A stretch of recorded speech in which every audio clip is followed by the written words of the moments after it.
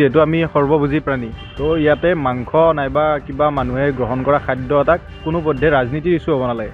ৰাজনীতিৰ যিবিলাক জ্বলন্ত সমস্যা, আমাৰ চৰকাৰখনৰ মূল উদ্দেশ্য কি হ'ব লাগে? আমাৰ জনসাধাৰণে যিবোৰ সমস্যাত ভুক্তভোগী হৈ আছে, তে সেই সমস্যাসমূহৰ সমাধান কেনেকৈ উলিয়াব পাৰিব, সেইবোৰ কথা চিন্তা কৰিব লাগে আমাৰ চৰকাৰখনে। গৰুটোক লৈ মেলি দুটা ধৰ্মৰ মাজত যিটো বিভাজন অনাৰ প্ৰচেষ্টা, এইটো কোনো পধ্যে গ্ৰহণযোগ্য নহয়। কাৰণ তোমালোক নতুন প্ৰজন্মই কি বিচাৰিবা? এইখন চৰকাৰী শাসনত থাকক নে নতুন এখন চৰকাৰ তোমালোকক লাগে? চাওক, গণতন্ত্ৰ বস্তুটো কি হয়, মানে যদি চৰকাৰ চেঞ্জ হৈ থাকিব লাগে মানে মোৰ মতে। কাৰণ এটা চৰকাৰে যদি শাসন কৰি থাকে সেইটো গণতন্ত্ৰ হৈ নাথাকে। আমি তেওঁক চান্স দিব লাগে, এটা গণতন্ত্ৰক আৰু বেলেগ গণতন্ত্ৰকো, মানে বেলেগ চৰকাৰকো চান্স দিব লাগে আমি, তেতিয়াই গণতন্ত্ৰটো সুচাৰুৰূপে চলি থাকিব মানে মোৰ আশা। হোষ্টেলত প্ৰথম কেতিয়া সোমাইছিলা? মই 2020 আহিছিলোঁ। 20 মেচ ডিউজ কিমান আছিলে তেতিয়া? তেতিয়া আমাৰ 1700 টকা আছিল। 1700 টকা। 1700 টকাৰ পৰা মেচ ডিউজ এতিয়া 2500 টকা হ'ল। কি কাৰণে বুলি ভাবা? চব এই মূল্য বৃদ্ধি যিটো এটা ডাঙৰ সমস্যা আমাৰ অসমত। আমাৰ অসমৰে তেল অন্য ৰাজ্যত যদি আমাতকৈ কম দামত বিক্ৰী হয় আৰু আমি যদি তাতকৈ অধিক দামত আমাৰে তেল আমি কিনিবলগীয়া হয়, বা আমাৰে যিবিলাক চাহপাত, তো আমি সেইবিলাকে যদি অধিক মূল্যত ক্ৰয় কৰিব লগা হয়, সেইটো আমাৰ কাৰণে এটা ডাঙৰ সমস্যা। ক্ষেত্ৰত যদি আমি মন্ত্ৰীসকলৰ ভাষ্য শুনো, তেওঁলোকৰ ভাষ্য এনেকুৱা ধৰণৰ হয় যে পিঁয়াজ কমকৈ দিয়ক, আলু কমকৈ খাওক। তো সেইটো হ'ব নালাগে। চৰকাৰ বৰ্তমান শাসনত আছে। তেওঁলোক যেতিয়া বিৰোধী পক্ষ হৈছিল, আমি তেতিয়া দেখিবলৈ পাইছিলোঁ সাংসদ বিজয় চক্ৰৱৰ্তী বাইদেৱে হওক বা অন্য ৰাজনৈতিক নেতাসমূহে গলত পিঁয়াজৰ মালা লৈ প্ৰতিবাদ কৰা আমি দেখিবলৈ পাইছিলোঁ।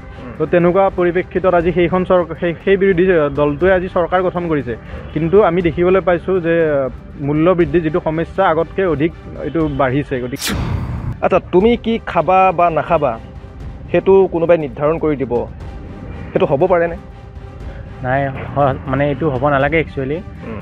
আমি যি দেখিছোঁ বৰ্তমান মানে তোমাৰ ৰাজনীতিত আপোনাৰ যিটো মানে জ্বলন্ত সমস্যা, সেইবিলাক সমস্যাক মানে দূৰত ৰাখি কিছুমান যিবিলাক আচলতে সমস্যা হ'ব নালাগিছিল সেইবিলাককে মানে আগত আনি সেইবিলাক এটা এজেণ্ডা বনাই আছে। এইটো ধৰ্মৰ পৰা মাংস কাটিলে এইটো ধৰ্ম খাব নালাগে, তেনেকুৱা বস্তুবোৰ আজিৰ যুগতো চলি আছে। এইটো এটা মানে বহুত লজ্জাজনক কথা বুলি মই বিবেচনা কৰোঁ। আগতে যেনেকুৱা হৈছিলে, মানে আগতে বেলেগ চৰকাৰত তেনেকুৱা মই বাৰু দেখা নাই, কিন্তু আজিকালি মানে লাহে লাহেকৈ মানে ধৰ্ম বিভাজন হৈ আছে বহুত। যদিও অসম চৰকাৰে বোলে 30-40 হাজাৰ বা 1 লাখ নিবনুৱা কৰ্মসংস্থাপন দিয়াৰ পৰিকল্পনা কৰিছে, তাত বা কিমানখিনি দুৰ্নীতি চলিছে ভিতৰি সেইবোৰ আমি নাজানো।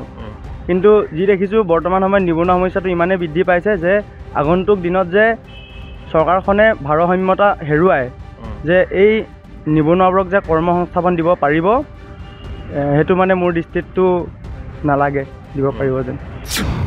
নমস্কাৰ, মই বৰ্তমান উপস্থিত আছোঁ কটন বিশ্ববিদ্যালয়ৰ মহেন্দ্ৰনাথ ডেকা ফুকন ছাত্ৰাবাসত।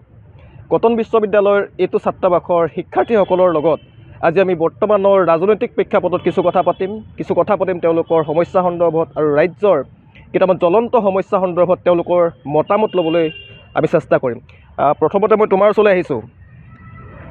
ৰাজনীতিত গৰু ইছ্যু হোৱাটো উচিত হয়নে নহয়, মই তোমাক সুধিব বিচাৰিছোঁ। কাৰণ শেহতীয়া দিনকেইটাত গো মাংসক লৈ এটা প্ৰবল বিতৰ্কৰ সৃষ্টি হৈছে। কি ভাবা, গৰুৰ ৰাজনীতিৰ ইছ্যু হ'ব লাগে নে নালাগে? একেবাৰে স্পষ্ট কথা। কোনো মানুহ যিহেতু আমি সৰ্বভোজী প্ৰাণী, তো ইয়াতে মাংস নাইবা কিবা মানুহে গ্ৰহণ কৰা খাদ্য এটাক কোনো পধ্যে ৰাজনীতিৰ ইছ্যু হ'ব নালাগে। ৰাজনীতিৰ যিবিলাক জ্বলন্ত সমস্যা, আমাৰ চৰকাৰখনৰ মূল উদ্দেশ্য কি হ'ব লাগে? আমাৰ জনসাধাৰণে যিবোৰ সমস্যাত ভুক্তভোগী হৈ আছে, তে সেই সমস্যাসমূহৰ সমাধান কেনেকৈ উলিয়াব পাৰিব, সেইবোৰ কথা চিন্তা কৰিব লাগে আমাৰ চৰকাৰখনে বা ৰাজনীতিৰ লগত যিবিলাক মানুহ জড়িত তেওঁলোকে। কিন্তু গৰুটোক লৈ মেলি দুটা ধৰ্মৰ মাজত যিটো বিভাজন অনাৰ প্ৰচেষ্টা, এইটো কোনো পধ্যে গ্ৰহণযোগ্য নহয়। কাৰণ আমি দেখিবলৈ পাওঁ হস্পিটেল এখনত ৰোগীয়ে কিমান এটা বেয়া অৱস্থাত শুই থাকিব লগা হয়। চৰকাৰী হস্পিটেল এখনৰ কথা কৈছোঁ। যিহেতু আমাৰ অসমৰ অধিকাংশ মানুহে মধ্যবিত্ত শ্ৰেণীৰ মানুহ, তো তেওঁলোকে এখন প্ৰাইভেট হস্পিটেলত গৈ মেলি অপাৰেশ্যন কৰা নাইবা ডাঙৰ ৰোগ এটাৰ চিকিৎসা কৰাটো কোনো পধ্যে সম্ভৱ নহয়। তো তেনে পৰিপ্ৰেক্ষিতত আমি যদি গুৱাহাটী মেডিকেল কলেজৰ কথাই ক'বলৈ যাওঁ, গুৱাহাটীৰ মেক্সিমাম মানুহে তো তাত দেখায়, বা গাঁও অঞ্চলৰ আমাৰ যিখিনি মানুহ আছে GMCHত আহে। কিন্তু GMCHত আমি যদি সোমাই মেলি চাওঁ, তেন্তে পৰ্যাপ্ত পৰিমাণৰ ব্যৱস্থা আমি গ্ৰহণ কৰা দেখিবলৈ পোৱা নাযায়।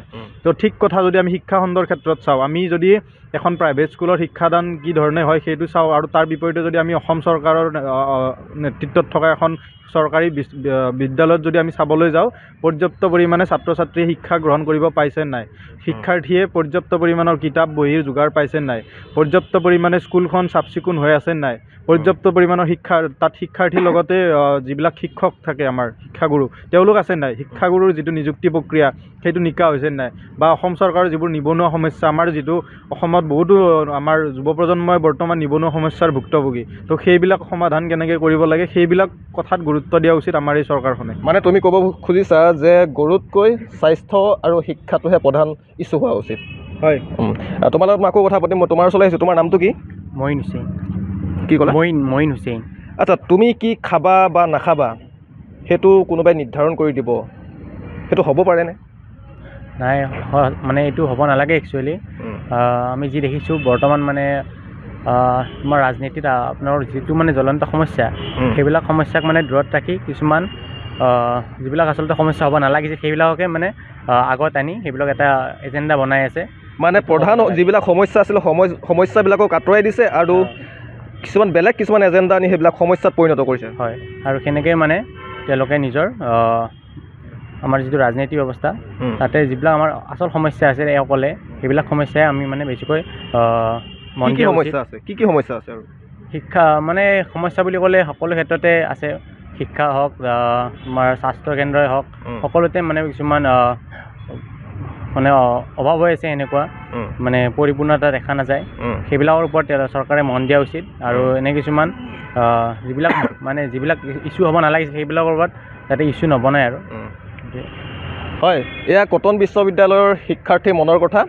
আমি মুখ্যমন্ত্ৰী হিমন্ত বিশ্ব শৰ্মাকো ক'ব খুজিছোঁ বা সাংসদ ৰকিবুল হুছেইনকো ক'ব বিচাৰিছোঁ যে এওঁলোকৰ মতে, অসমৰ নৱপ্ৰজন্মৰ মতে, অসমৰ নতুন প্ৰজন্মৰ শিক্ষাৰ্থীসকলৰ মতে গো মাংস কোনো কাৰণতে ৰাজনৈতিক ইছ্যু হ'ব নোৱাৰে, ৰাজনীতিৰ ইছ্যু হ'ব লাগে শিক্ষা আৰু স্বাস্থ্য। তেওঁলোকে প্ৰধান যিটোটা ইছ্যুৰ কথা কৈছে, কাৰণ শিক্ষা খণ্ডত অলেখ সমস্যা আছে, স্বাস্থ্য খণ্ডত অলেখ সমস্যা আছে, আৰু সেইবিলাকে ৰাজনীতিৰ ইছ্যু হ'ব লাগে বুলি কটন বিশ্ববিদ্যালয়ৰ এইসকল শিক্ষাৰ্থীয়ে মন্তব্য কৰিছে।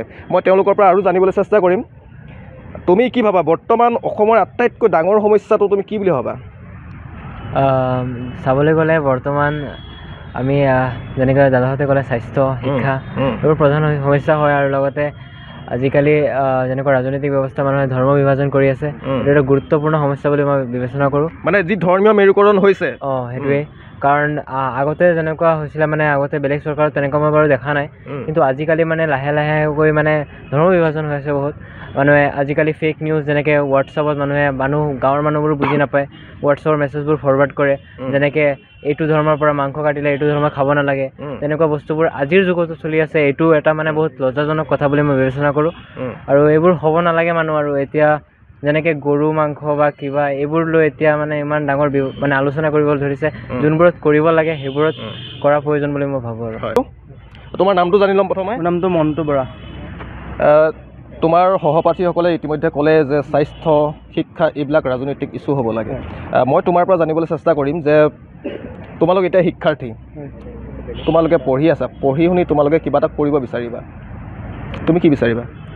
পঢ়ি শুনিতো চবৰে এটা এটা সপোন থাকে। চবে বিভিন্ন ঠাইৰ পৰা আহে, গুৱাহাটীৰ নিচিনা এখন মহানগৰীত বিভিন্ন সপোন লৈ আহে।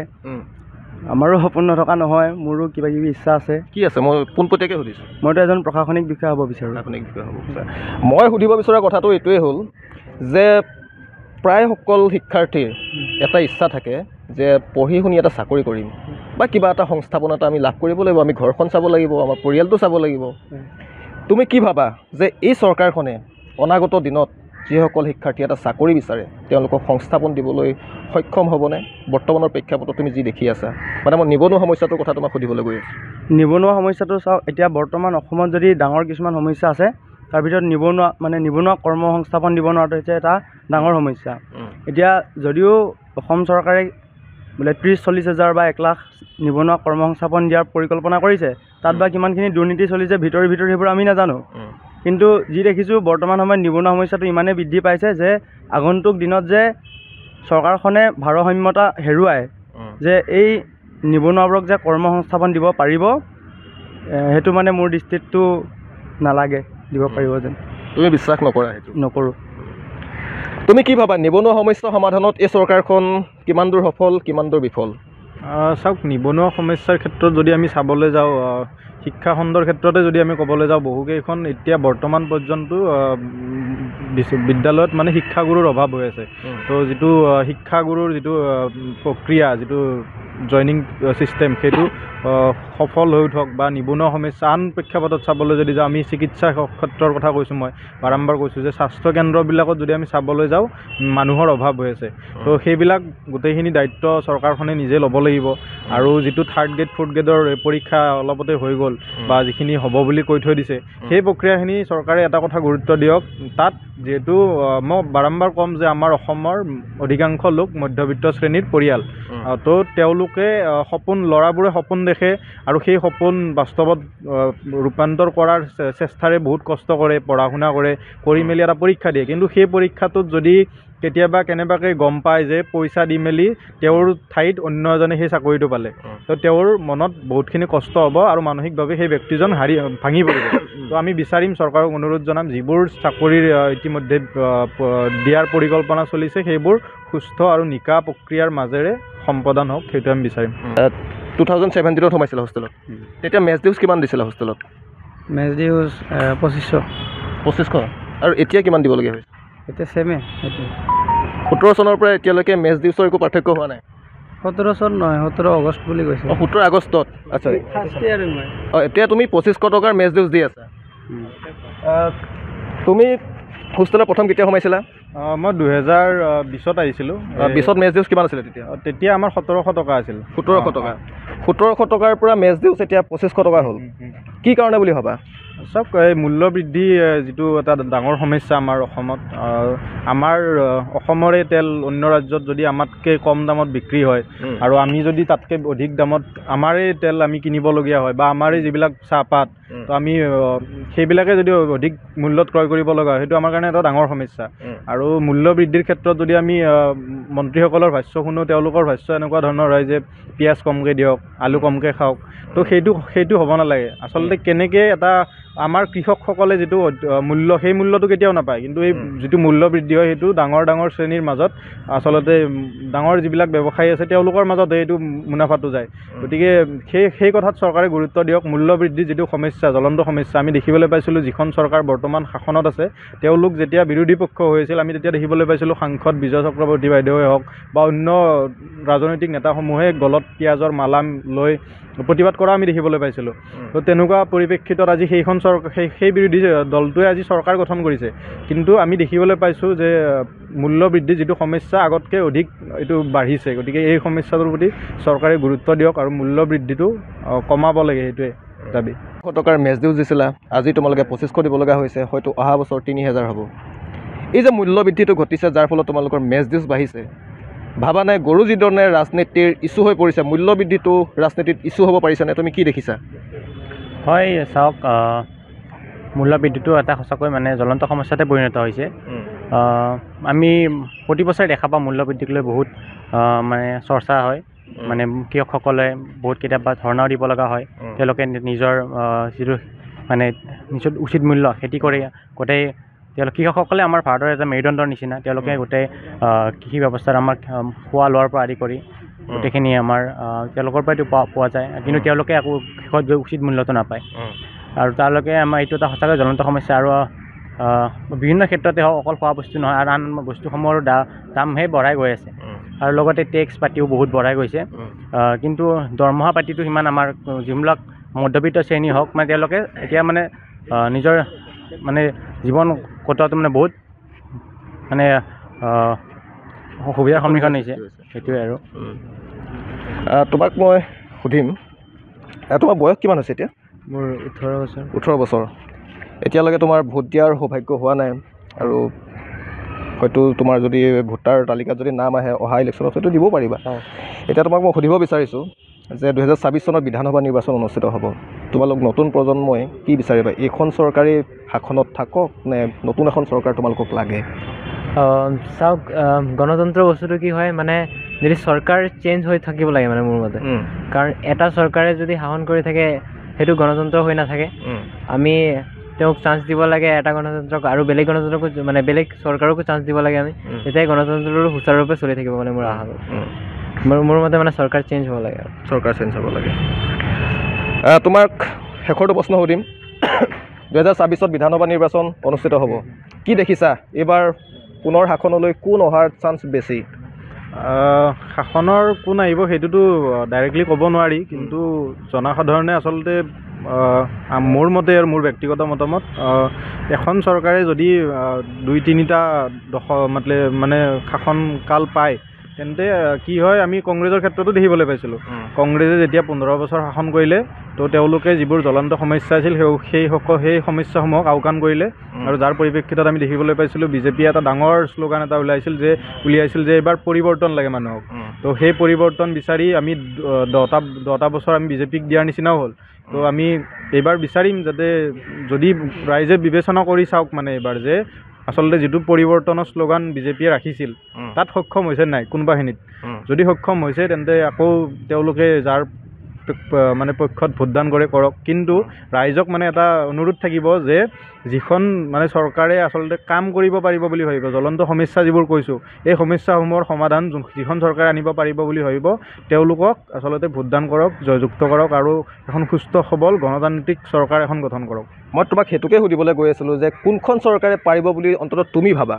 চাওক, বৰ্তমান পৰিপ্ৰেক্ষিতত যদি চাওঁ, বিৰোধী যিটো ঐক্যমঞ্চ গঢ়ি উঠিছে, তো তেওঁলোকে যদি অলপ কষ্ট কৰে, যদিহে তেওঁলোকৰ মাজত যিবোৰ ভুল বুজাবুজি হৈ আছে সেইসমূহক যদি আঁতৰ কৰি মেলি বিজেপিৰ বিৰুদ্ধে ভালকৈ প্ৰচাৰ চলায়, তেতিয়াহ'লে তেওঁলোক সক্ষম হ'ব। আৰু যদিহে বিজেপিয়ে সেই তেওঁলোকৰ বিৰোধী ঐক্য মঞ্চৰ মাজতে যদি কাজিয়া পেচাল লগাই দিয়ে বা কিবা এটা মন্তব্য দি মেলি তেওঁলোকৰ মাজতে কাজিয়াৰ সৃষ্টি কৰে, তেন্তে তাত সম্পূৰ্ণৰূপে সক্ষম নহ'ব, সেই কথা আমি বিশ্বাস কৰোঁ। মানে তুমি ক'ব খুজিছা যে আটাইকেইটা বিৰোধী দলে একত্ৰিত হৈ একলগ হৈ বিজেপিৰ বিৰুদ্ধে যুঁজ দিব লাগে? সেইটোৱে ক'ম, কাৰণ আমি দেখিবলৈ পাইছোঁ যে সমস্যাসমূহ সমাধান কৰাৰ ক্ষেত্ৰত বিজেপি ক'ৰবাত নহয় ক'ৰবাত সফল হৈছে। তো আমি বিচাৰিম যে বিৰোধী পক্ষৰ যিবিলাক দল সংগঠনৰ নেতাবৰ্গ আছে তেওঁলোক একত্ৰিত হওক আৰু ভালকৈ কাম কৰাৰ এটা পণ লৈ আগুৱাই আহক, আৰু 26ৰ নিৰ্বাচনটো একত্ৰিত হৈ সকলোৱে। তোমাৰ ওচৰলৈ আহিছোঁ, তোমাৰ নামটো? মোৰ নাম শ্ৰী জয়ন্ত দাস। কি হ'ব ভৱিষ্যতে? ভৱিষ্যতে মোৰ এনেকুৱা আছে প্ৰশাসনিক বিষয় আৰু এতিয়া মই তোমাক সুধিব বিচাৰিছোঁ, বৰ্তমানৰ সময়ত অসমৰ আটাইতকৈ ডাঙৰ সমস্যাটো তুমি কি বুলি ভাবা, কি দেখিছা? অসমৰ বৰ্তমানৰ একদম জ্বলন্ত সমস্যা বুলি ক'লে এতিয়া নিবনুৱা সমস্যাটোৱে প্ৰধান বুলি ভাবিব পাৰি আৰু সেইটো সমস্যা চৰকাৰে এইটো গুৰুত্ব দিব লাগে। নিবনুৱা সমস্যাটো বহুত মানে আমাৰ অসমত মানে বহুত নিবনুৱা এতিয়াও মানে তেনেকুৱা মানে সংস্থাপন পোৱা নাই, বহুতে পোৱা নাই, সেইটো সমস্যাটো চাব লাগে, সেইটোৱে মেইন। তোমাৰ ঘৰ ক'ত? মোৰ ঘৰ নগাঁও। নগাঁৱত? সৰু কথা। নগাঁৱত তোমাৰ ঠাইখনত বা তোমাৰ গাঁওখনত তুমি কি দেখিছা যে তাত পঢ়া শুনা কৰি বহু মানুহে কৰ্মসংস্থাপনৰ অভাৱত বহি আছে, বা কিছুমান আজিকালি বহুত বাহিৰলৈ গুচি যায়, হায়দৰাবাদ, বেংগলোৰ, ক'ৰবাত বাহিৰত গুচি যায়। কেনেকুৱা ধৰণৰ ছিটুৱেশ্যন তোমাৰ ঠাইখনত, কি দেখিছা তুমি? সেইটোৱে প্ৰধান সমস্যা বুলি, সেইটোৱে মানে নিজৰ জেগাত মানে সংস্থাপন নাপায়, বাহিৰলৈ যাবলগীয়া হয়। মোৰ জেগাতো তেনেকুৱা মই দেখিছোঁ, বহুত কৰ্মসংস্থাপনৰ কাৰণে কেৰেলা, মুম্বাই তেনেকুৱাত মানে বহুত বাহিৰত থাকিব লগা হয় কৰ্মসংস্থাপন বিচাৰি। মানে আমাৰ নিবনুৱা সমস্যা বহুত এতিয়ালৈকে বহুত আছে আমাৰ অসমত। তুমি কি দেখিছা নিবনুৱা সমস্যাটোৰ ওপৰত, যে এই চৰকাৰখনে যিসকল পঢ়া শুনা কৰা ল'ৰা ছোৱালী পঢ়ি শুনি শিক্ষিত হৈছে, তেওঁলোকে কৰ্মসংস্থাপন বিচাৰিছে, তেওঁলোকক কৰ্মসংস্থাপন দিব পাৰিছেনে? তুমি কি দেখিছা? তোমাৰ নিজৰ গাঁওখনৰ কথা কোৱা। মোৰ গাঁৱতো মানে যিখিনিয়ে পঢ়া শুনা কৰিছে, তথাপিও তৎসত্ত্বেও মানে তেওঁলোকে যেনেকুৱা এটা মানে কৰ্মসংস্থাপন লাভ কৰিব লাগিছিলে সেনেকুৱা কৰ্মসংস্থাপন লাভ কৰা নাই এতিয়ালৈকে। তেওঁলোকে এতিয়া কি কৰি আছে? তেওঁলোকে এতিয়া মানে খেতি কৰিছে, যিবিলাকে চাকৰি কৰিব লাগিছিলে মানে এনেকুৱা যোগ্যতা থকা মানুহে এতিয়াও মানে দিন হাজিৰা কৰি মানে ঘৰখন চলাই আছে, জীৱন জীৱিকা নিৰ্বাহ কৰি আছে। যিসকলে মানে MA পাছ BA পাছ মানুহ এতিয়া মানে এইবিলাক কামতে নিয়োজিত হৈ আছে। চৰকাৰখনে নিবনুৱা সমস্যা সমাধানত মানে গুৰুত্ব দিছে যদিও মানে সফল হোৱা নাই। 1 লাখ নিবনুৱা কৰ্মসংস্থাপন দিওঁ বুলি প্ৰতিশ্ৰুতি কৰিছিল যদিও কোনে বা কেনেকৈ চাকৰি পাইছে সেইটো লক্ষণীয় লক্ষণীয় বিষয় এইটো। হয়, ধন্যবাদ জনাইছোঁ তোমাক। এয়া আছিলে কটনিয়ানৰ মন্তব্য। যি সময়ত ৰাজ্যৰ ৰাজনীতিত গৰুৰ প্ৰসংগ উত্থাপন হৈছে, গৰু ৰাজনীতিৰ ইছ্যুত পৰিণত হৈছে, সেই সময়ত এইসকল কটনিয়ানে তেওঁলোকে প্ৰতিক্ৰিয়া ব্যক্ত কৰি কৈছে যে গৰু কোনো কাৰণতে ৰাজনীতিৰ ইছ্যু হ'ব নোৱাৰে। তেওঁলোকৰ বাবে ৰাজনীতিৰ ইছ্যু হৈছে শিক্ষা, তেওঁলোকৰ বাবে ৰাজনীতিৰ ইছ্যু হৈছে নিবনুৱা সমস্যা, স্বাস্থ্যখণ্ডও ৰাজনীতিৰ ইছ্যু হ'ব লাগে বুলি তেওঁলোকে দাবী কৰিছে। কিন্তু তাৰ বিপৰীতে বৰ্তমানৰ শাসক বিৰোধীয়ে যি লজ্জাজনকভাৱে গো মাংসক লৈ ৰাজনীতি আৰম্ভ কৰিছে, গো মাংসৰ ৰাজনীতিত শাসক বিৰোধী সমান্তৰালভাৱে নামি পৰিছে, সেই সময়ত এইসকল শিক্ষাৰ্থীয়ে, কটন বিশ্ববিদ্যালয়ৰ এইসকল শিক্ষাৰ্থীয়ে তেনেধৰণৰ ৰাজনীতিক তেওঁলোকে গৰিহণা প্ৰদান কৰিছে আৰু তেওঁলোকে এইসকল জনপ্ৰতিনিধিক তেওঁলোকে সোঁৱৰাই দিছে যে আমাৰ বাবে, নতুন প্ৰজন্মৰ বাবে কিন্তু ৰাজনীতিৰ ইছ্যু কোনো কাৰণতে গৰু নহয়। শিক্ষা, স্বাস্থ্য, নিবনুৱা সমস্যা, মূল্য বৃদ্ধিহে তেওঁলোকৰ বাবে ৰাজনীতিৰ ইছ্যু।